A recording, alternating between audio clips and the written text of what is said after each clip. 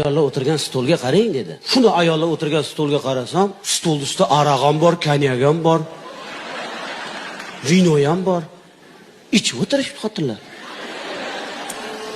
Ha desam, aroq ichgan xotinlarga ona haqida shuni aytaman aka dedi. Men aytdim, qaytanga tezroq yig'laydi-ku dedim, yaxshi emasmi dedim. Aytolmaysan, senga nima farqi bor dedim. Sen qo'ying aka dedi. Ustozimning qo'shig'ida dedi aka dedi. U qo'shiqning orasida hokipoyingizni ko'zimga suraydigan joylari bor aka dedi. U onaxonni qarang, hokipoyda bo'sh butilka turibdi aka dedi.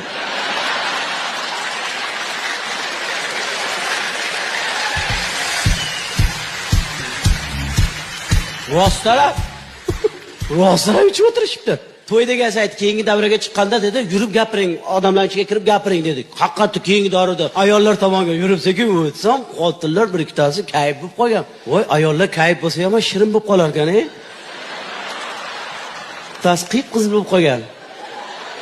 Men anekdot aytayapman, menga qarab.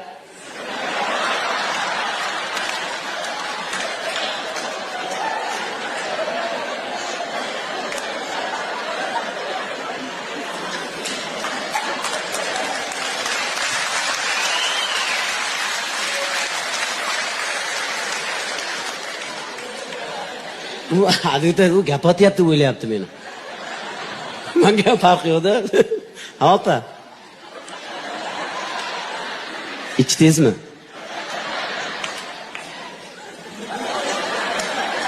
Ichganim yo'q. Qizarib ketibsiz-ku. Pivo ichdim deydi. Meni kechirasizlar, erkak kishini ichgani qanaqa xunuk ko'rinsa, ayol kishini ichgani undan 5 bat 100 barobar xunuk ko'rinar ekan. Meni kechirasizlar, mana men ko'rgan narsamni aytayapman-da, juda xunuk ko'rinar ekan deb bu holat. Ha, shunaqa to'ylarimiz ham bor. Endi o'zbekning to'y qoladim, 3 ta to'y o'tib ketdi. 3 ta to'y o'tdi. Lekin ayollar yama o'xshatadi bular. Aktrisa bular, aktrisa. Yig'lab bir-birini gaplashib ham qo'yadi. Kuzatganmisizlar? Soxta, hammasi soxta. Dunyolarga sig'madingiz.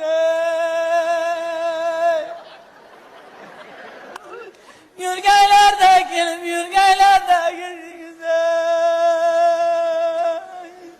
Ichkariga ikkita choy olib kirib beringlar.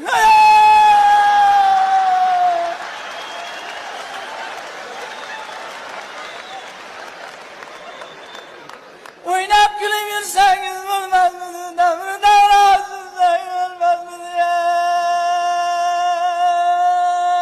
Bola o'may qolgan, oyoqda turib, bor oyoqda o'yna.